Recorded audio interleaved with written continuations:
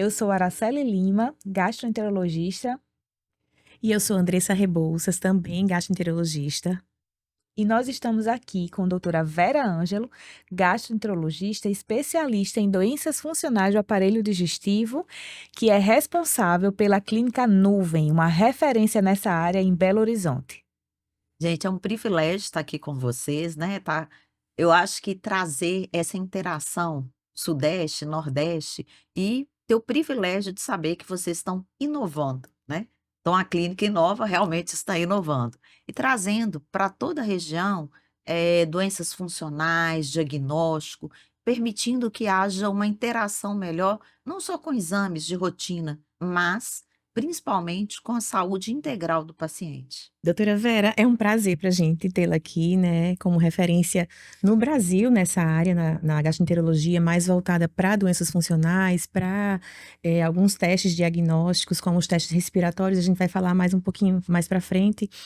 E a gente queria dizer que para nós é uma coisa fantástica tê-la como nossa convidada nesse episódio que é muito especial para a gente. É um episódio de destaque, assim, digamos, né, do nosso InovaCast. Então, fala um pouquinho para a gente como é que é a sua prática em relação às doenças funcionais lá no seu serviço, né? Você tem uma clínica que é referência na região, também a Clínica Nuvem, é uma clínica que além de proporcionar atendimentos aos pacientes e exames, também está envolvida com a parte de atualização de estudos, de cursos. Eu trabalho com doenças funcionais há muitos anos, que hoje a gente chama muito de doenças da interação eixo cérebro-intestino, né? A partir do ano que vem isso deve mudar esse nome. E é o que vocês estão trazendo aqui, inovando, né?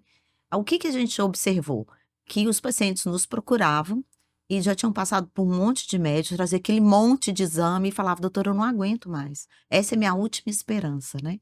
E com isso, esses exames novos que nós vamos apresentar a seguir, como eu falei, eles trabalham a interação eixo cérebro-intestino, por isso que a gente vai falar um pouquinho de microbiota, né, Araceli? Isso. E o que que vocês estão curiosos para saber? O que que motiva? Você acha que o público vai querer saber também? Fala um pouquinho para a gente da função da microbiota no nosso organismo e como ela se forma ao longo da nossa vida.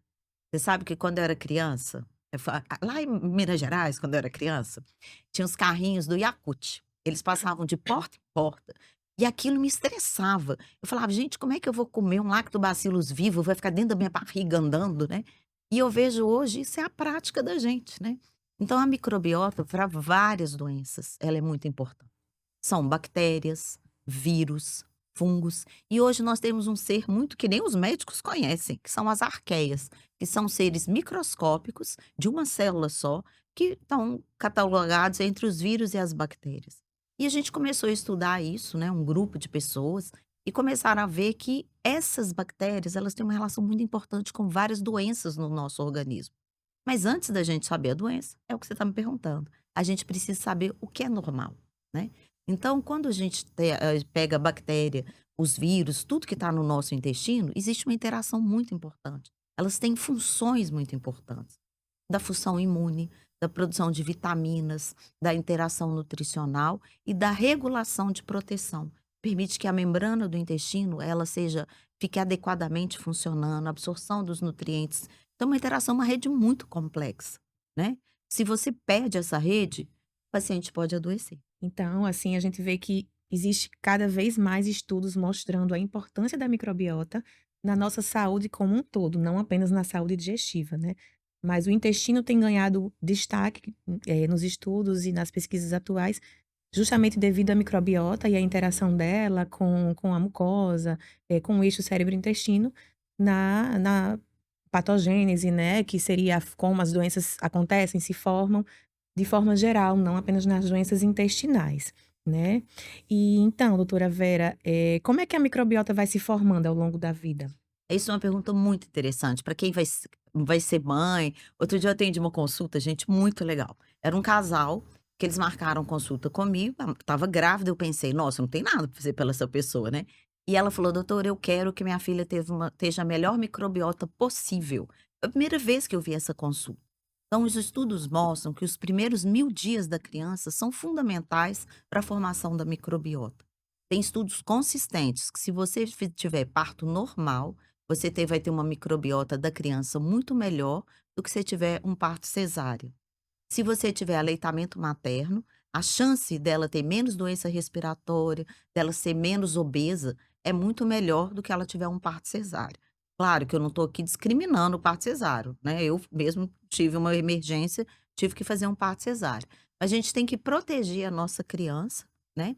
Tem estudos agora, tem probiótico específico que você pode dar para a mãe no último mês de gravidez e na criança, quando nasce, que ela poderia melhorar cólica intestinal, melhorar a saúde digestiva. Eu Então, essa tomei, pergunta inclusive, na não minha é gestação. interessante? Eu tomei nas últimas semanas e quando a minha filha nasceu, ela também usou. Então, assim, é uma coisa muito nova, né? Alimentação é muito importante. Eu vim no voo aqui, né, para participar do evento com vocês. Tinha uma mãe com uma criança de. Ela não tinha 2 anos. A alimentação da criança era Coca-Cola, biscoito, pirulito. Eu pensei, nossa, quase que eu falei, gente, essa microbiota não vai longe. É aquela criança que ela vai ser obesa. Ela vai ter infecções de repetição, né? Então, os estudos são consistentes. Em relação à obesidade, eu queria destacar uns estudos muito bacanas. É um estudo clássico que eles fizeram em ratos. O que que eles pegaram? Ratos gêmeos e injetaram fizeram uma alimentação para que um desses ratos engordasse. Depois eles pegaram as fezes do rato gordo e colocaram no rato magro. Rapidamente, o magro emagreceu. Agora não fiquem engordou, ó. É porque tá vendo que eu já tô pensando na próxima etapa, né, gente. E aí, o que que eu pensei? Poxa, eu vou solucionar, vou pegar um amigo que seja bem magrinho e vou injetar. Isso não aconteceu. Não fiquem alegres, gente. Não, a reversão não existe, né. Então a gente vê que prova classicamente existe uma relação entre o que você come, a sua microbiota e o risco de você ser obeso. Desenvolver, por exemplo, distúrbios, como associados, eles estão estudando como distúrbios neurais, relação com autismo. Então, muitos estudos em autistas, eles tentam mudar a alimentação para ver se você altera a microbiota e melhora a expressão do autismo. Essa questão dos 1000 dias é extremamente importante, porque a criança, na primeira infância, muitas pessoas que não têm essa base de informação critica o fato de não se oferecer às crianças até 2 anos de vida açúcar, alimentos ultraprocessados, né, dar sempre preferência à ingestão de alimentos que sejam mais naturais, que venham, né, da terra, que venham da natureza em si. E muita gente, por não saber a importância, critica como sendo besteira, como sendo excesso de mimo, de cuidado. "Ah, é uma criança, que vai ser cheia de frescura", mas não é, isso vai ter impacto na vida dela como um todo, inclusive com risco de doenças metabólicas na idade adulta. Então esses primeiros dias são de extrema relevância. Ficam até com pena da criança, né, coitado, não vai chupar um pirulito, você não vai dar um biscoito para o seu filho, vai ver todo mundo comendo e não vai comer. Eu acho que eu sou muito contra radicalizar, né. Assim, assim, com os meus filhos, eu tentei ao máximo postergar isso, né, outra coisa que é muito importante, eu tenho 2 filhos, um é mais magrinho, o outro é mais gordinho. E esse que aumentou mais o peso, uso de antibiótico. Ele tomou muito antibiótico na infância. E a gente tem visto na urgência, o paciente procura o pronto-socorro, sai com antibiótico. Evitem, evitem. Só use antibiótico quando seu médico, seu pediatra falar: "Não, precisa mesmo", né. Então os estudos mostram que crianças que tomaram muito antibiótico na infância, elas têm um risco muito maior de serem obesas. E nós estamos numa epidemia de obesidade. Então se eu puder modular a microbiota para que eu diminua meu risco de eu ter desbiose, que a gente vai falar o que é o desequilíbrio dessas bactérias, isso é muito importante. Doutora Vera, então assim, a gente falou dos primeiros 1000 dias, né.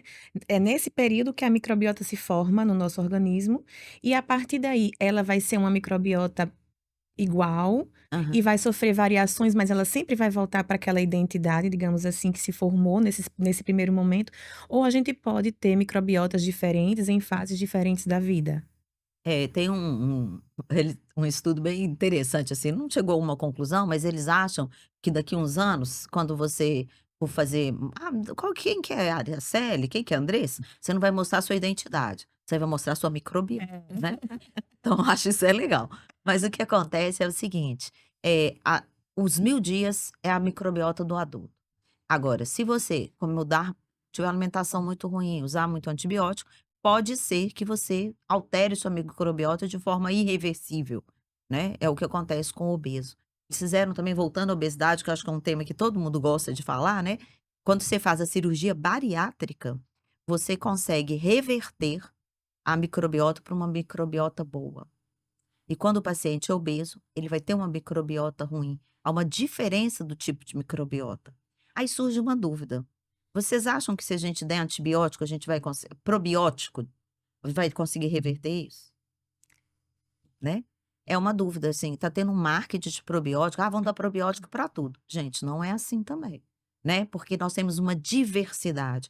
Eu falo que a microbiota é uma floresta amazônica, né? Lotada de espécies diferentes e tal. E quando você tem uma disbiose, o que é disbiose? É um desequilíbrio das bactérias do intestino. Não só de bactérias, vírus, arqueias, que eu já falei. E nessa situação, é como se fosse um deserto.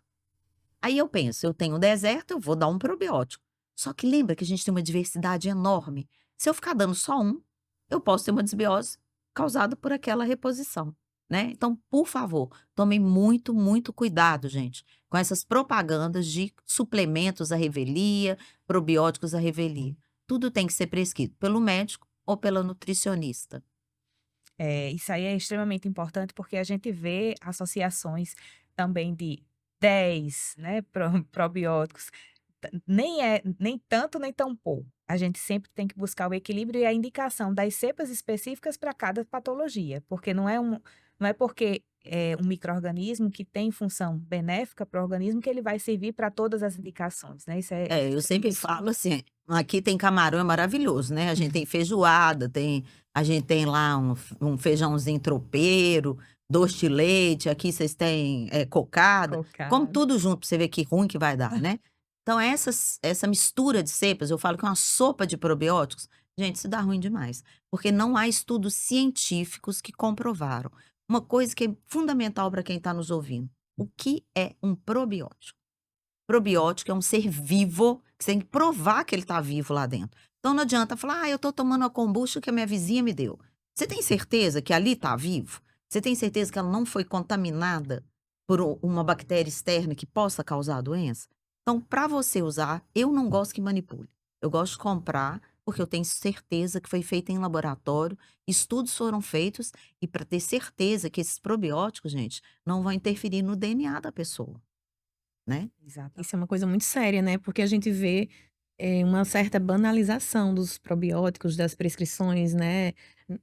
Não vou nem falar das prescrições, mas assim, do uso indiscriminado por pessoas que não têm orientação, que não tiveram uma orientação de um profissional para consumir aquele probiótico. Até os profissionais ainda estão aprendendo como prescrever, né? É. Imagine a população geral que não tem nenhuma orientação em relação a isso. Então, isso é uma coisa muito séria, como a doutora Vera falou, são organismos vivos, e os organismos vivos, primeiro, a gente tem que garantir que ele está vivo, né? Primeiro ponto. Segundo, tem que garantir que ele vai chegar vivo lá no intestino, né? Porque ele pode passar pelos sucos digestivos, pelo suco gástrico, por exemplo, que é muito ácido, e não sobreviver.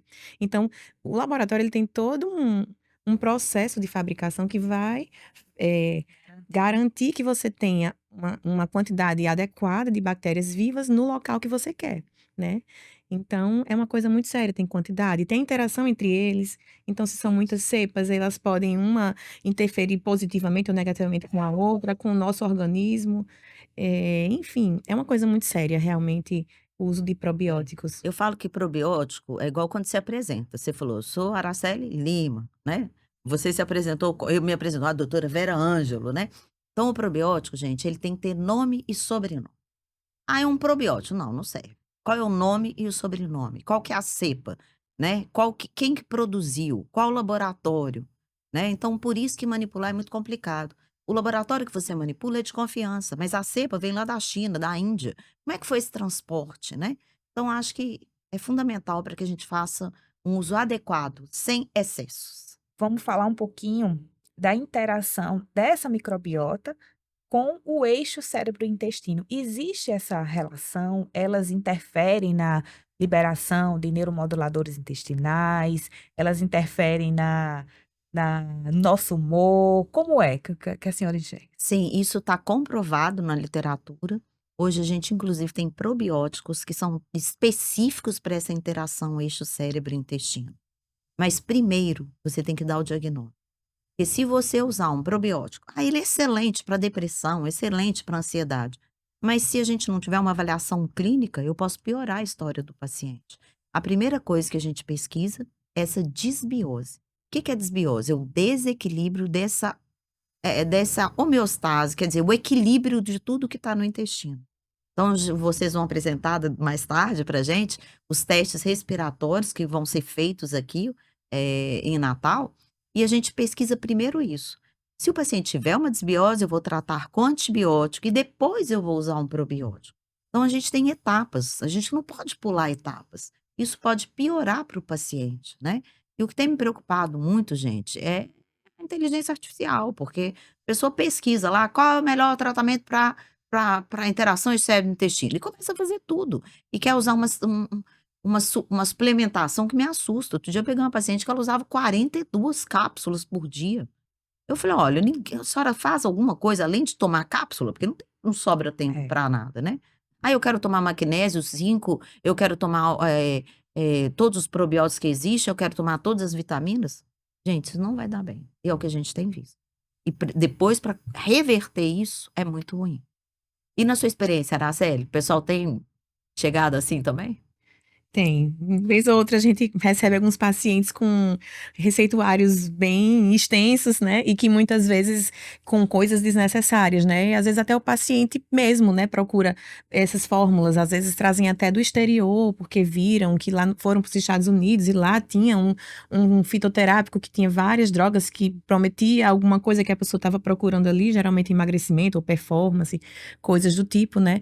E a gente se preocupa muito com esse tipo de conduta, que muitas vezes é do próprio paciente, né? Mas a gente vê também que existem alguns profissionais que estão menos avisados, né, nesse sentido, e acabam cometendo esse tipo de prescrição, né? Fazendo esse tipo de prescrição. Por isso que a importância da gente ter uma equipe mais alinhada, que a gente possa discutir condutas, né?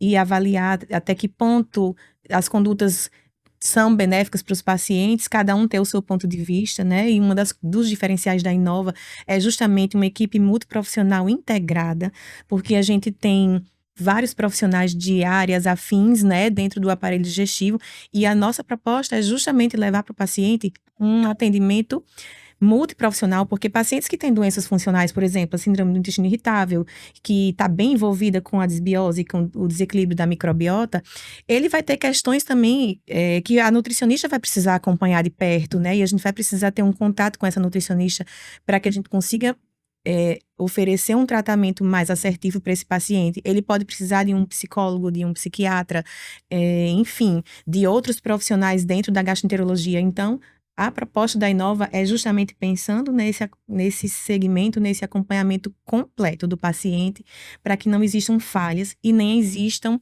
desequilíbrios de condutas, né? Que a gente tenha condutas mais assertivas mesmo, né? E a gente consiga seguir o paciente que tem uma doença crônica, que por mais que ele tenha períodos de melhora, mas são as doenças recidivantes, né? Então ele vai entrar em crise em um determinado momento. Então, se a gente está acompanhando mais de perto, tanto a gente pode melhorar, aumentar o intervalo entre as crises, como também diminuir o tempo da crise, a intensidade dos sintomas. O paciente vai ficar bem, vai ficar mais satisfeito, vai ter melhores resultados. Isso vai melhorar a sua qualidade de vida, vai melhorar a sua produtividade e, consequentemente, a gente também vai ficar feliz porque a gente vai ver que o nosso trabalho está tendo frutos, né?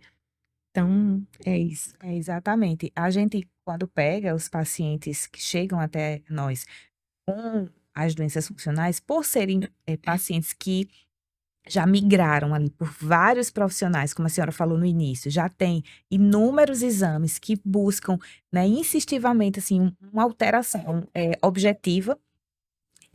Esses pacientes acabam que, no desespero, vão tentando de tudo, e até os profissionais, por não estarem habituados a lidar, né, com as queixas funcionais, vão colocando ali mais e mais coisas para o paciente fazer, e muitas vezes de forma desnecessária, quando na verdade o que ele precisa naquele momento é alguém parar, né, ter uma escuta ativa e ter uma conduta que consiga fazer, como a Andressa disse, essa integralidade, né, que consiga abordar os diversos pontos que ele precisa que sejam atingidos para que ele consiga ter aquela melhoria, né? E às vezes não é muito fácil, não é muito simples a gente conseguir ter essa abordagem. Depende também do paciente em si, do engajamento dele com o tratamento, da confiança que ele deposita na gente, mas quando a gente consegue essa sincronia, a gente tem resultados excelentes. E às vezes é apenas falta de comunicação, né? Que o paciente está indo para profissionais separadamente. Ele vai para esse profissional, depois ele vai para aquele, cada um tem a sua conduta. Quando você junta tudo, você tem várias condutas, né? E, na verdade, a gente poderia ter uma conduta mais enxuta, né? E que fosse mais assertiva para resolver o problema dele. A gente está falando muito sobre saúde digestiva e microbiota, mas na verdade a microbiota ela está no nosso corpo como um todo, né? Eles colonizam o intestino, a gente vai ter a maior população, mas ela está no nosso corpo como um todo e tem interferência, inclusive, em outras áreas, né? Na parte imune, na parte ginecológica. Eu queria que a senhora falasse um pouquinho sobre as outras grandes áreas, né? E da Metabólica. interferência da microbiota nessas questões. Essa pergunta é muito interessante, porque hoje, uma das grandes demandas que eu tenho no consultório é candidias de repetição. E as pacientes chegam e falam assim: ué, doutora, eu vim do ginecologista, ele mandou aqui, eu não entendi. Não entendi o que eu tô vindo No gastro gastro, com candidíase. para eu estudar candidias de repetição, né? E o que acontece? Eu estudo cândida há muitos anos. Eu tive uma candidíase que eu tive 3 anos e eu não conseguia solução. E eu comecei a estudar muito, muito isso. São quase 30 anos. E eu comecei a ver a relação eixo cérebro-intestino, principalmente em pacientes, essa alteração da microbiota intestinal, em pacientes mulheres constipadas. Quando você tem uma constipação, somente distal, próximo ao ânus, aquele paciente faz força para evacuar, aquele paciente que sofre para ir no banheiro, as fezes ficam retidas, elas ficam mais tempo, pode alterar a microbiota.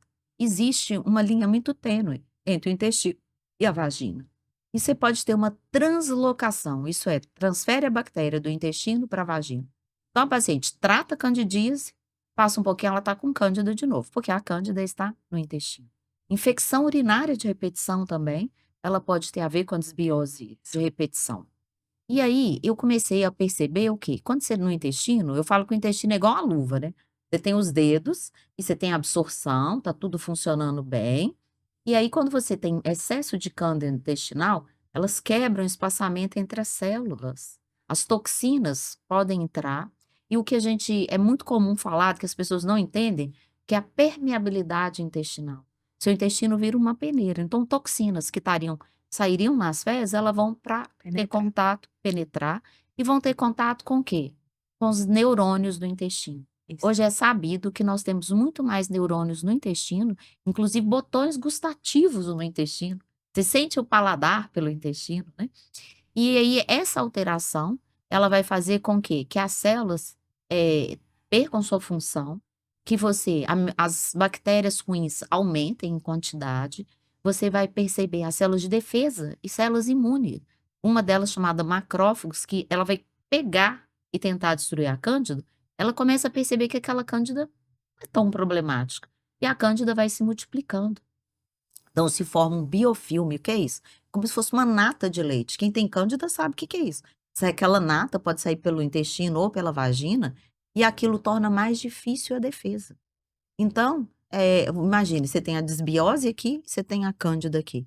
Você vai translocar o tempo inteiro. Eu trato isso, mas não tratei aqui. Então, a primeira coisa que a gente tem que perguntar é: como está seu intestino? Você evacua bem? Você faz força para evacuar? Você nota um muco nas suas fezes? Sai um muco branco, né? Então, quando eu começo a olhar, como a Andressa falou, não compartimentalizar o paciente, não ficar picando o paciente por especialidades, mas você pega um profissional que vai olhar você como um todo. Outro dia o paciente falou assim: doutora, ninguém nunca me perguntou se eu tinha cândida. Eu sofro há 10 anos com uma cândida.